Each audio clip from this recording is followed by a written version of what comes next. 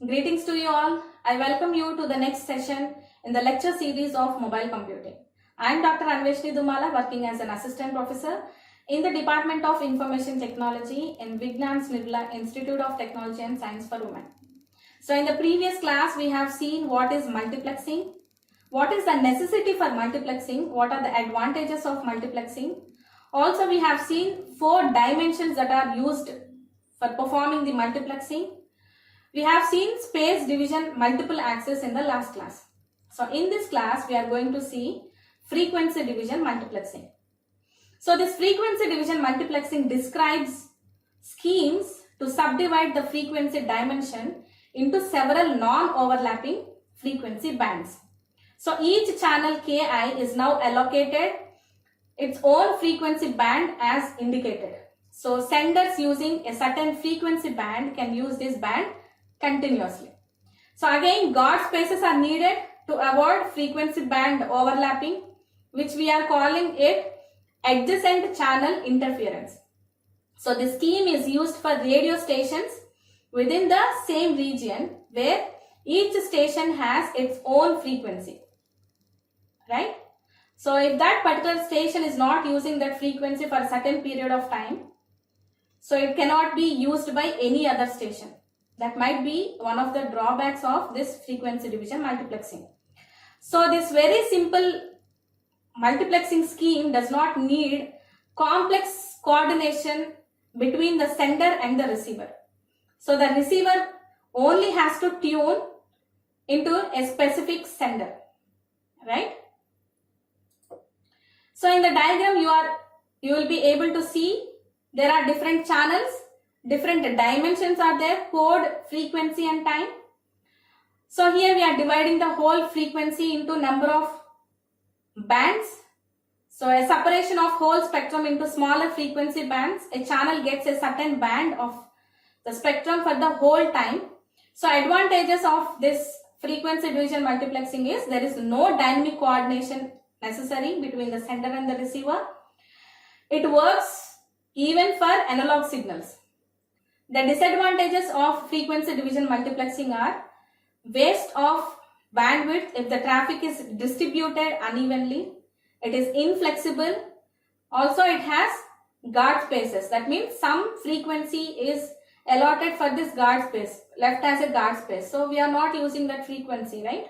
So this frequency division multiple access uses the concept of frequency division multiplexing. So frequency division multiple access assigns individual channels to individual users. So each user is allocated a unique frequency band or a signal or a channel. So these channels are assigned on demand to users who request for that particular service. So during the period of the call, no other user can share the same channel. So the frequency division multiple access channel carries only one phone circuit at a single point of time. So if a frequency division multiple access channel is not in use, then it sits idle and cannot be used by any other users. So this FDMA requires tight radio frequency filtering in order to minimize the adjacent channel interference, right? There should be a clear separation between the frequency bands. Otherwise, interference problem may occur. So it uses two different frequencies, like two different frequencies for sending the reply and to send the request. So base station and the mobile station. If the mobile station wants to make any request to the base station, it will use this uplink frequency, that is 842 to 849 megahertz frequency. So if the base station wants to send reply to this mobile station, it uses downlink frequency, which ranges from 869 to 894 megahertz. Okay. So next one, here in the diagram you can see, as we discussed, like it uses two separate links. One is uplink and the other one is downlink. So what are the advantages of this FDMA? If channel is not in use, it just sits idle. Channel bandwidth is relatively narrow, which is 30 kilohertz.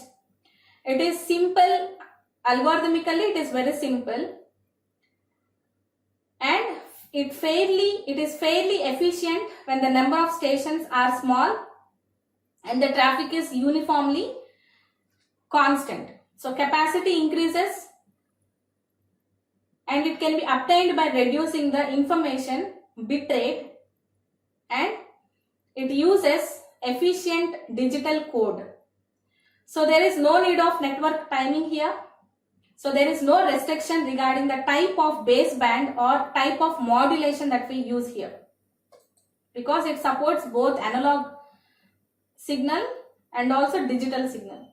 So the disadvantages of frequency division multiplexing are the presence of guard spaces, like guard bands. So it requires right radio frequency filtering to minimize adjacent channel interference. It has maximum bitrate per channel and it is fixed. So again, it does not differ significantly from analog system. Okay. Also, it has small inhibiting inflexibility in bitrate capability. Next one, time division multiplexing. So in time division multiplexing, in time division multiple access, it uses the concept of time division multiplexing. So in this time division multiplexing, a channel Ki is given the whole bandwidth for a certain amount of time, right? So whole frequency bandwidth is used by the station, but at different times, right? That is, all senders use the same frequency but at different points in time. So again, guard spaces are present here, which now represent time gaps. See, the concept is very similar, but we are calling it with a different name. So if it is in the case of space division multiplexing, we are calling it as a guard space, whereas in frequency division multiplexing, we are calling it as a frequency gap, and here we are calling it as a time gap. Okay, and these again, the guard spaces, which now represent time gaps, have to separate the different periods when the sender uses the medium. So if two transmissions overlap in time, this is what we are calling as a co-channel interference. So to avoid this type of interference, precise synchronization must be maintained between the senders. Okay. So in the diagram you can see here we have different channels K1, K2, K3, K4, K5 and K6. Also we have three different dimensions like code, frequency and time. So here we are using the whole frequency that is available but at different time periods. So here you can see we have divided the time into number of time slots. A channel gets the whole spectrum for a certain amount of time. So advantages of this time division multiplexing is only one carrier in the medium at any time, and throughput is very high even for many users. Next one is disadvantages. So here we need to maintain a precise synchronization between the senders. Okay, if proper synchronization is not maintained, what happens? Obviously the signals get interfered with each other, so that collisions will happen. Next one. So frequency and time division multiplexing can be combined. That is, a channel Ki can use a certain frequency band for a certain amount of time. So now guard spaces are needed both in time and also in the frequency dimension. So this scheme is more robust against frequency selective interference, that is interference in a certain small frequency band. So a channel may use this band only for a short period of time. So additionally, this scheme provides some weak protection against tapping. So as in this case, the sequence of frequencies a sender uses has to be known to listen in the channel, right? So a disadvantage of this scheme is again the necessary coordination between the different senders.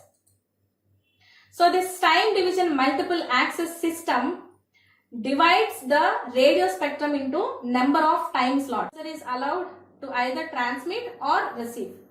So each user occupies a cyclically repeating time slot transmission for any user in non-continuous.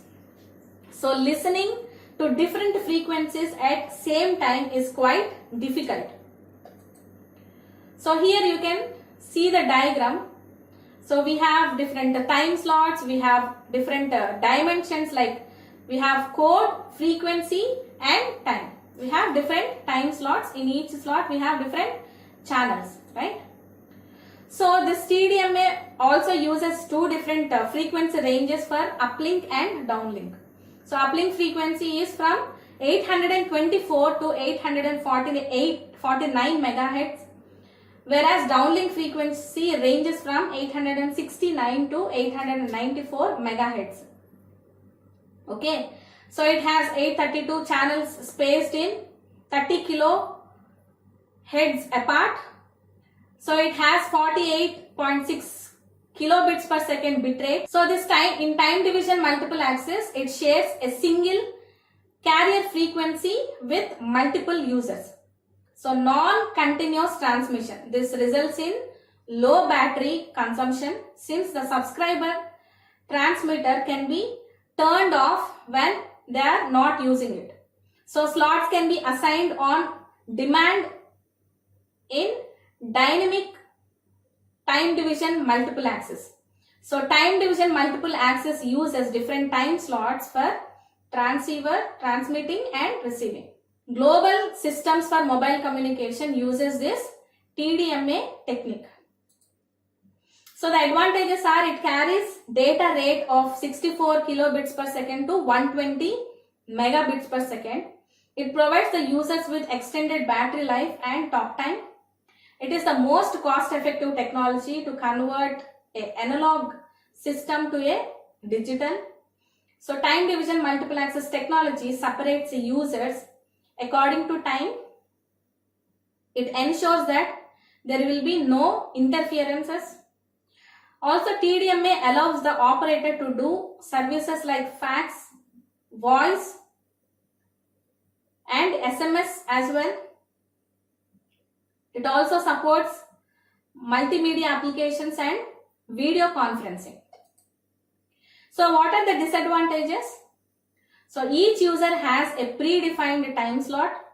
When moving from one cell to the other, if all the time slots in this cell are full, the user might be disconnected. So if there is no available idle time slot to allocate, obviously it will be disconnected. So it is subjected to multipath distortion, okay, due to the objects in the environment. So a signal coming from a tower to a handset might come from any one of several directions, right? So if a source is sending any signal to the destination, in between we have multiple objects, right? Also there might be mountains, hills, right? So this signal will have different paths and different signals will be reached to this receiver in different directions at different times. Okay, so it is subjected to multipath distortion. A signal comes from a tower to a handset might come from any one of the several directions. So it might have bounced off several different buildings before it arrives the destination, right? That is the disadvantage.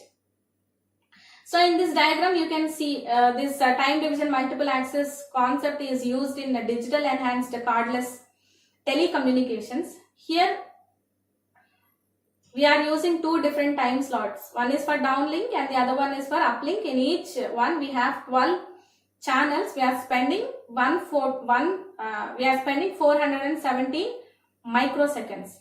We have already discussed this TDMA frame in GSM concept in the first unit. I hope you remember that. Okay. So that's all for today. In this session we have discussed two different multiple access techniques or methods, that is time division multiple access and then frequency division multiple access. So thank you for listening to the class. We'll see you in the next class. In the next class, we'll be seeing slotted aloha, pure aloha.